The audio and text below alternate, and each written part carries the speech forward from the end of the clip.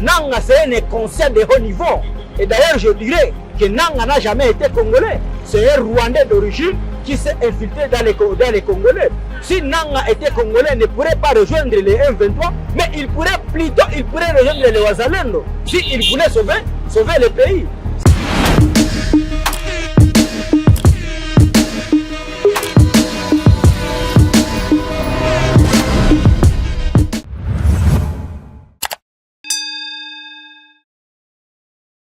Estimés téléspectateurs, bonjour et bienvenue sur Kivu Morning Post.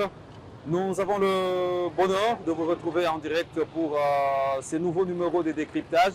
Ces nouveaux numéros de décryptage va recevoir Constantin Werabe Kanane, avec qui nous allons échanger autour de cette multiplicité des taxes dans la province du Nord Kivu. Vous savez, depuis presque une année, les combats s'intensifient dans plusieurs territoires de la province du Nord Kivu. Nous parlons de Massissi, mais aussi Rutshuru, voire Nyiragongo. Des déplacements massifs des populations sont signalés. Les routes de desserte agricoles sont bloquées. Les rares voies qui permettent à Goma de se ravitailler aujourd'hui connaissent un afflux d'agents de l'État. Et il y a également de nouvelles impositions qui sont signalées. Et c'est une situation qui n'a pas quand même enchanté Constantin Werabe et qui va donc donner son point de vue là-dessus. Monsieur Constantin Kanane Werabe, bonjour. Bonjour, monsieur les journalistes. Moi, c'est le porte-parole national du mouvement citoyen Congo Conscience. Merci beaucoup. C'est un honneur pour nous de vous recevoir sur ces plateaux de Kivu Morning Post. Vous êtes fâché. Vous avez des choses à dénoncer. Les téléspectateurs de Kivu Morning Post vous regardent en l'instant. La surtaxation en province du Nord Kivu. Qu'est-ce qui se passe exactement? En réalité, monsieur les journalistes, nous sommes dans les périodes purement très critiques au Nord Kivu. Et nous sommes dans l'imposition d'une guerre que nous ne maîtrisons pas bien. Et actuellement, nous savons très bien que la ville de Goma est encerclée parce que nous avons des axes qui alimentent la ville de Goma sur le plan alimentaire pour que nous puissions trouver la nourriture à manger dans la ville de Goma. Mais actuellement, avec les blocages de Rutshuru, Massissi et Minova, à travers le groupe de terroristes du M23, nous sommes imposés dans la ville de Goma de chercher dans tous les moyens possibles comment nous allons survivre. Et actuellement, on a constaté que nous avons une seconde guerre que les autorités congolaises viennent de nous imposer dans la ville de Goma.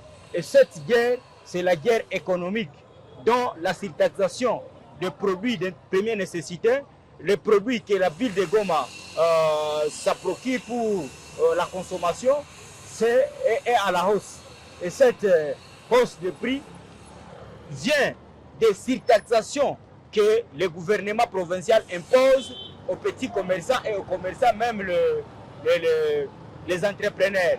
C'est pourquoi on a dit de ne pas passer la nuit sans dénoncer ça, parce que ça c'est une guerre. Mais avant peut-être qu'on y aille, Constantin Werabe, nous sommes en pleine période de guerre. Le gouvernement de la République démocratique du Congo a besoin de taxes, a besoin de moyens pour non seulement payer les militaires, mais aussi acheter le matériel, les équipements militaires adaptés pour que ces militaires qui sont au front puissent combattre les terroristes du M23 dans les meilleures conditions. Ne pensez-vous pas que ces taxes sont justifiées? Il n'y a pas que la ville de Goma où on peut taxer. Donc l'économie nationale ne se justifie pas, ne fût-ce que par la ville de Goma. Ils savent très bien que la RDC, nous avons plus de 24 provinces. Et comme nous avons plus de 24 provinces, donc les 26 provinces, partout il y a des villes, partout il y a des économies. Pourquoi ne pas songer à d'autres villes, à d'autres provinces, à d'autres territoires et soulager d'abord la population de la ville de Goma qui sont encerclés par les M23 où nous avons l'impossibilité de trouver à manger ici à Goma. C'est pourquoi moi je pense que, Congo Conscience pense que si le gouvernement congolais était conscient de la souffrance que la ville de Goma traverse dès maintenant, il pourrait tout d'abord supprimer tous les taxes afin de faciliter les commerçants, les entrepreneurs, de donner la nourriture, les produits de première nécessité à bas prix. Parce que cela, ça pourrait aider la population, que chacun puisse avoir, selon ses moyens, à se procurer de quoi manger.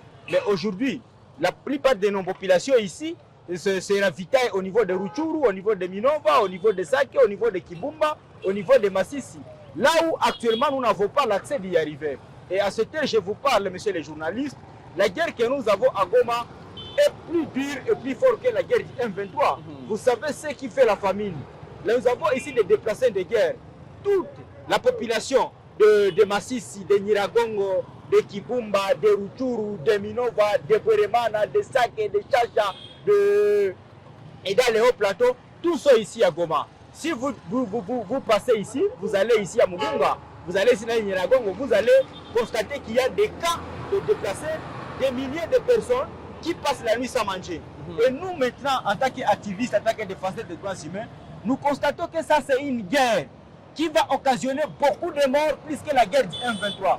C'est pourquoi nous sollicitons aux autorités, surtout au gouverneur Chirimwami qui est ici présent, qui vit la situation que nous traversons ici actuellement, de chercher comment réduire et supprimer certaines taxes, afin que les petits commerçants, la population, le bas peuple puissent avoir les moyens et la possibilité de trouver comment ils vont se procurer de quoi manger. Alors, lorsque même vous parlez de cette situation, parce qu'il faut quand même en parler dans la globalité, aujourd'hui, il y a un grand souci qui est observé dans la ville pour des raisons sécuritaires, mais aussi dans le cadre de taxer la population.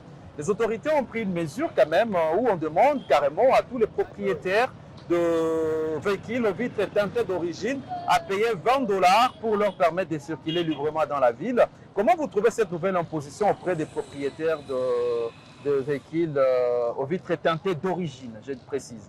Messieurs les journalistes, moi je pense que nous, les peuples congolais, nous sommes opposés à plusieurs guerres. Nous sommes opposés à plusieurs combats. Donc ici, là où je vous parle, nous avons 4 catégories de guerres que la population de Goma traverse. Nous avons la guerre de la vente, la famine.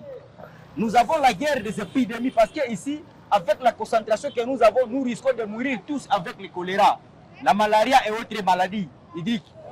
Actuellement, nous avons problème de l'économie.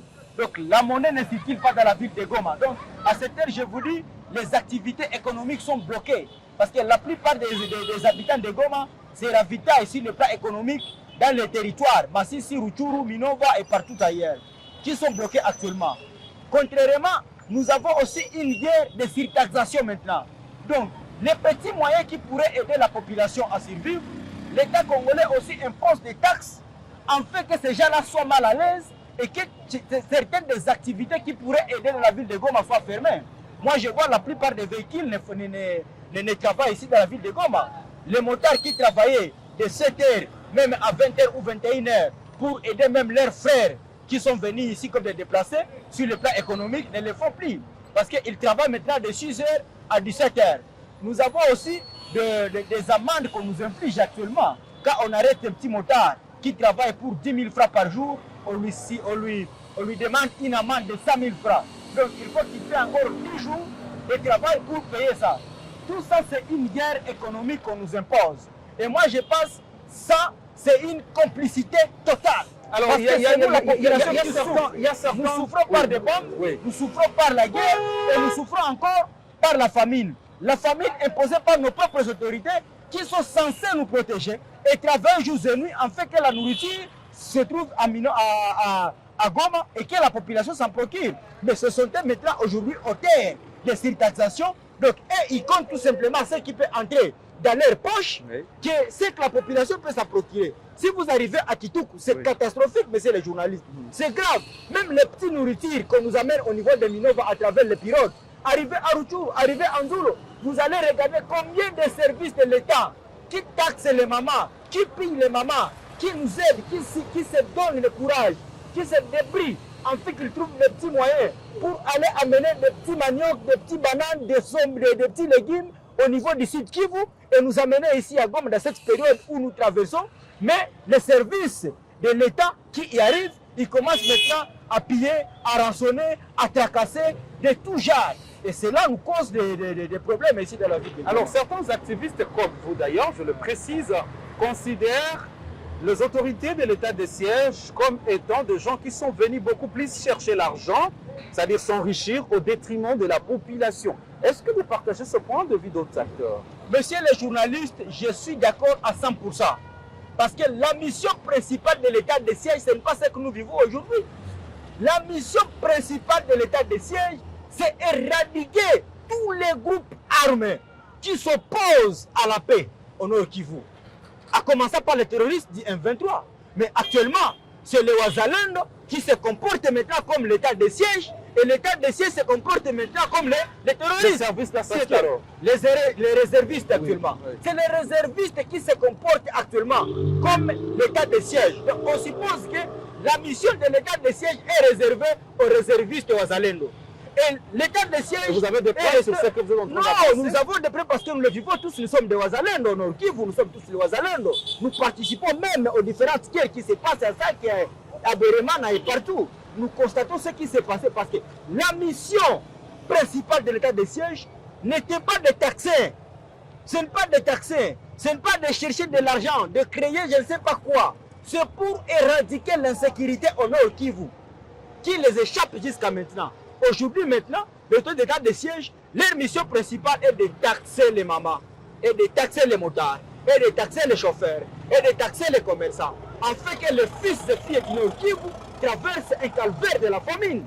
Ce que nous ne pouvons pas accepter. C'est pour cette raison que nous demandons au chef de l'État, nous demandons aux autorités, à nos députés, à nos élus, toute personne de s'impliquer dans ces dossiers parce que la guerre qu'on nous impose actuellement dans la ville de Goma, nous avons deux types de guerres.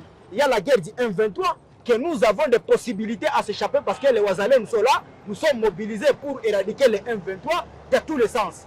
Mais la famine que nous avons ici, il n'y a que le gouvernement congolais qui peut intervenir afin que la ville de Goma soit alimentée à produits de première nécessité, en supprimant certaines taxes, pour ne pas dire tous les taxes, parce que le pays aussi a besoin de financement. C'est pourquoi je réitère mes paroles en disant que le gouvernement nous aide à supprimer. Ça, c'est un titre de conclusion et de recommandation.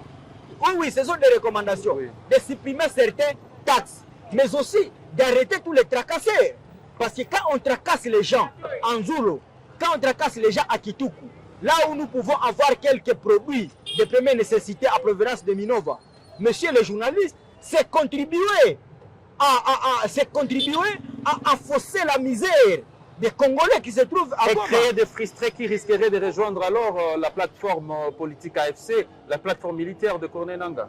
Non, celui-là, c'est un inconscient qui mérite la pendaison. Et d'ailleurs, moi je soutiens aussi le président qui dit que toute personne, tout militaire qui va trahir dans ce domaine militaire, il doit être tué ou il mérite la peine de mort.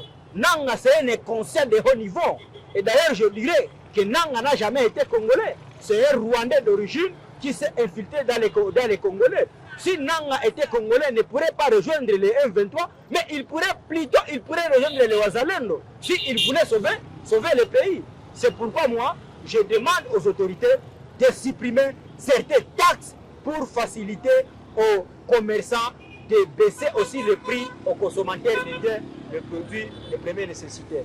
Vous l'avez compris, très chers téléspectateurs, cet appel de Constantin Werabe, des autorités de l'état de siège qui oublient leur mission, en lieu et place de traquer les groupes armés négatifs, ils se sont transformés en taxateurs, oubliant que la mission première, c'est d'abord protéger et défendre l'intégrité du territoire national. C'est sur cette conclusion, mais aussi cet appel à la réduction des taxes que se clôture cette émission sur Kivu Morning Post. Constantin Kanane Werabe, porte-parole du mouvement citoyen Congo Conscience. Merci d'avoir accepté de répondre à nos invitations. Je vous remercie aussi, messieurs les journalistes. Et je répète encore que la guerre que nous avons à Goma à cette heure, c'est la famine. La guerre que nous avons, c'est la famine. Fin de ce numéro. Merci de l'avoir suivi. Je vous retrouve très prochainement pour une nouvelle production de décryptage. Merci beaucoup, monsieur les journalistes. C'est bon. Ça va.